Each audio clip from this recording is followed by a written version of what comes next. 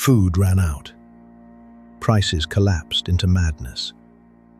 And survival became the only rule. This is not just famine, it is the unraveling of everything we thought we knew. This is not just famine. This is what happens when pressure has no escape, when a city becomes a cage, and the walls that once protected you become the bars of your own prison. So the question is, how far can desperation push a person?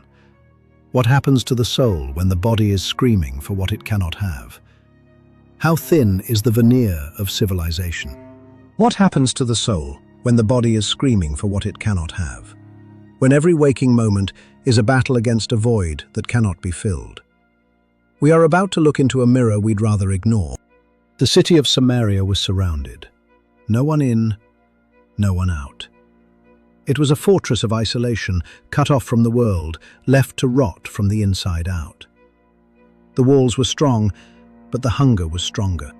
King Ben-Hadad of Aram had brought his entire army, not to storm the gates, but to wait, to let time do the work of swords. He knew that an army could be defeated, but a starving man eventually defeats himself. Supply lines gone, resources cut off, and time working against them. Every day the sun rose was another day of shrinking hope. They were living on borrowed time, and the interest was paid in human life. This was not a short crisis. It was prolonged, agonizing pressure. The kind of pressure that doesn't just break bones, it breaks the spirit. It reshapes the very landscape of the mind. At first, people used money. They tried to buy their way out of hunger. They offered silver for bread that wasn't there, and gold for water that had turned to dust. The market of Samaria became a theater of the absurd. But you cannot eat silver, and you cannot drink gold. Then, they used what they had. Their possessions, their history, their very heirlooms traded for a handful of seed. Wealth is a fiction when survival is the only reality. And eventually, they had nothing left. Even what was once rejected became valuable. The hierarchy of needs had been flattened. The trash of yesterday became the treasure of today. A donkey's head was sold for 80 pieces of silver. A small cup of seed pods for 5. Values were rewritten by the stomach. The price of life was measured in the lowest terms imaginable. Because hunger doesn't follow rules. It doesn't respect status. A king and a beggar both feel the same hollow ache, and both will eventually crawl for the same crumb. Civilization is just a memory here. It is the ultimate equalizer, stripping away everything until only the raw instinct for life remains. The robes of the wealthy and the rags of the poor are indistinguishable in the mud of Samaria. This is where something deeper happens. Not just physical weakness, but mental strain. The mind begins to loop, focused on a single, primal objective. The world outside the walls ceases to exist. The brain begins to prioritize the immediate over the eternal, the now over the always. Moral frameworks dissolve under the weight of biological necessity. The future is a luxury they can no longer afford. When survival becomes uncertain, thinking changes, priorities shift, and the lines between right and wrong become blurred by the fog of starvation. The animal within starts to pace its cage, and the person you thought you were begins to fade. Decisions become unrecognizable, even to yourself. You find yourself standing on a threshold you never thought you'd even see. And then, a situation reached the king. King Joram was walking on the wall when a woman's cry pierced the silence. A cry that didn't ask for mercy, but for a judgment that would haunt him forever. It wasn't a cry for bread. It was a cry for justice, in a world where justice had died. A world where the laws of nature had been inverted, and the most basic instincts had been betrayed. Two women, locked in a dispute. One claimed they had made an agreement born of madness and the darkest depths of the human condition. A pact that should never have been whispered. To survive together. To share a meal that was a blasphemy against life itself. They had crossed a line from which there is no return, a line drawn in the blood of their own hope. But now, one had withdrawn. One had hidden what remained. The pact was broken, and the truth was laid bare before the king. The horror was no longer an abstraction, it was a testimony. And when the king understood the reality behind their words, the depths to which his people had fallen, he was overwhelmed. The ground beneath his feet seemed to give way. The crown was a leaden weight, because this was no longer just hunger. This was the total collapse of the social contract. The rules that bind a people together had dissolved like salt in a wound. The foundation of the city had crumbled. The breaking of the most sacred bonds. This was the end of Samaria as he knew it. A city can survive a siege, but it cannot survive the loss of its own soul. The darkness had finally won. The king tore his clothes. A sign of grief and helplessness. It was the only power he had left, to destroy the symbols of his own authority in the face of a tragedy he could not govern.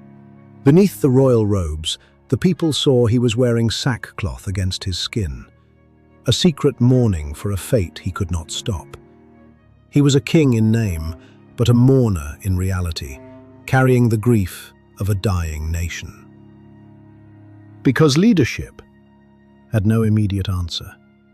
He stood at the center of a hollow kingdom, surrounded by the echoes of a failure that spanned generations. The throne was just a chair in an empty room. He looked for someone to blame, but the enemy was not just at the gate. The enemy was the hunger within. The rot had started long before the Arameans arrived. The situation had gone too far. This wasn't just war.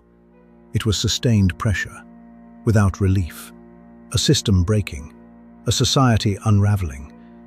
But in the biblical narrative, it was also a spiritual and leadership failure of monumental proportions. A city built on stone but anchored by nothing. When the storm came, the anchor failed. The spiritual vacuum was filled by the desperation of the flesh. They had forgotten who they were before they lost what they had. The king blamed the prophet Elisha. He blamed God. He blamed everyone but the choices that led them here. It is easier to point a finger at heaven than to look at the blood on your own hands.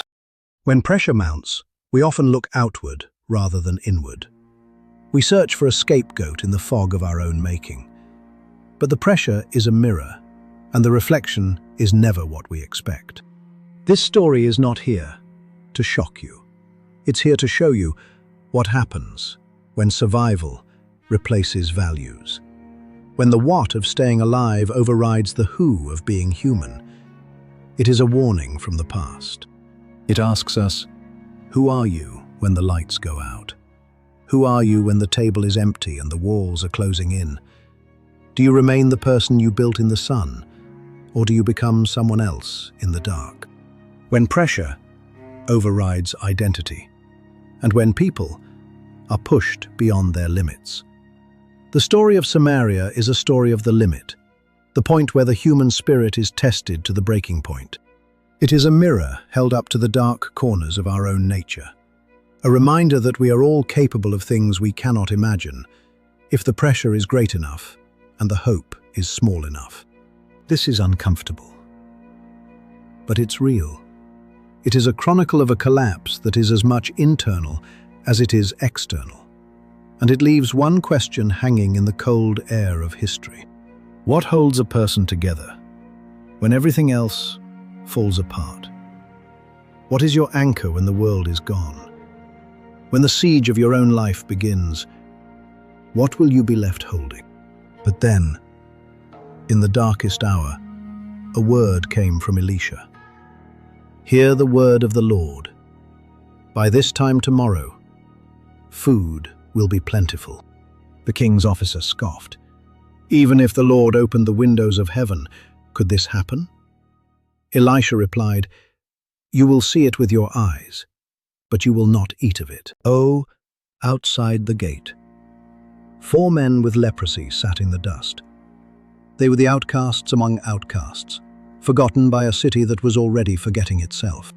"Why sit here until we die?" they asked. "If we enter the city, we die. If we sit here, we die. Let us go to the camp of the Arameans."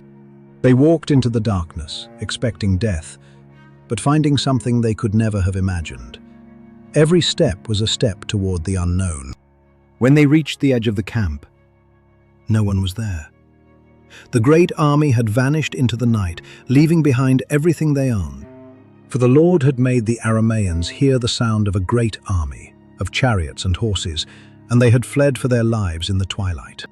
They left their tents, their horses, and their donkeys. They fled, leaving the camp exactly as it was, a feast prepared for the starving. The lepers entered one tent, then another. They ate. They drank. They carried away silver, gold, and clothes. For a moment, the outcasts were the wealthiest men in the land. But then, conscience spoke.